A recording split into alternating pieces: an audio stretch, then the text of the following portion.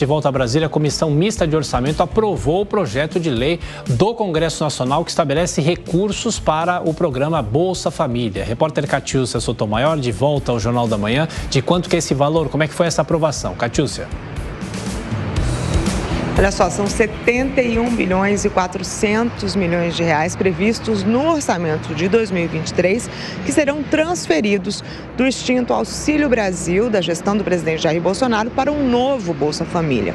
No dia 2 de março deste ano, vale lembrar, o presidente Lula assinou a medida provisória que restabeleceu com mudanças o programa de transferência de renda e combate à fome que foi criado durante o primeiro governo petista em 2003.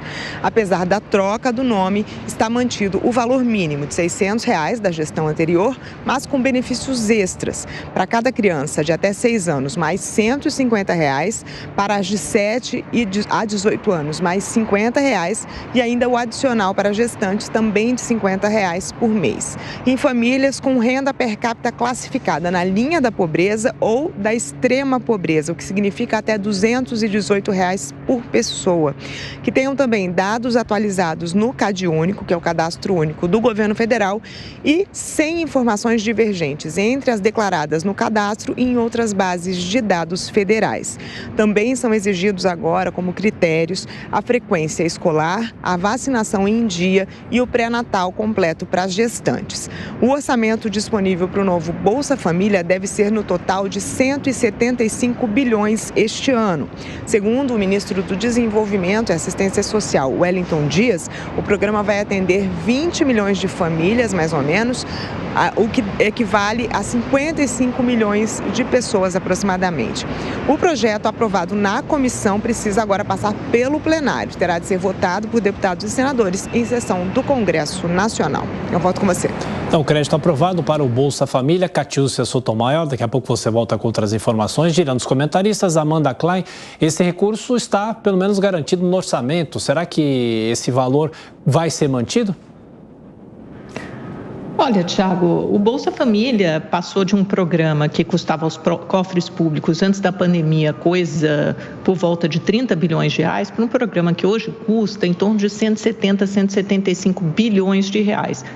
Por um lado, faz frente às urgências necessárias da pandemia. A gente sabe que houve um empobrecimento, a população de rua aumentou, as necessidades das pessoas da população mais vulnerável e miserável aumentaram. Por outro lado, também foi fruto de circunstâncias eleitorais que fizeram com que esse benefício aumentasse e se eternizasse. Vai ser muito difícil voltar atrás.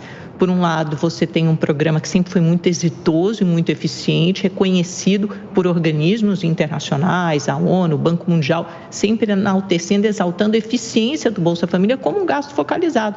Ele foca justamente nas famílias que mais precisam, que são as famílias vulneráveis, e exigindo contrapartidas.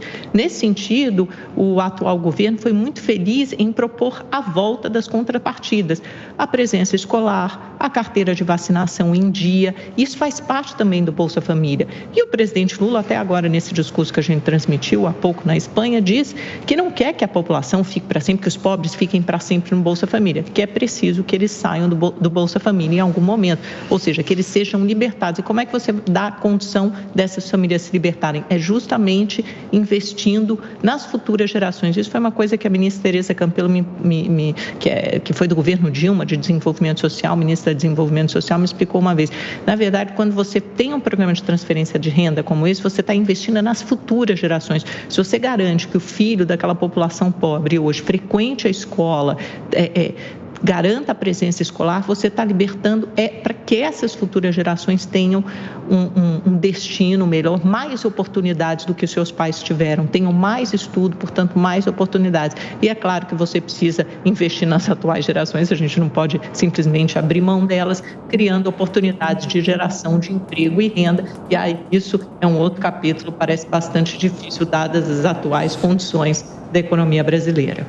Beraldo, a garantia desses recursos para o Bolsa Família num momento em que há muita pressão para os gastos públicos, a discussão do arcabouço, lá na frente a reforma tributária, esses recursos garantidos.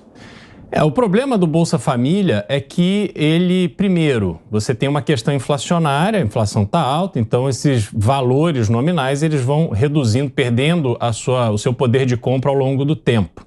A gente teve ainda a questão do consignado em cima do Auxílio Brasil, enfim, que foi transferido agora para o Bolsa Família, que, em razão dos juros altos, vai pegar parte considerável desses valores que são pagos às famílias.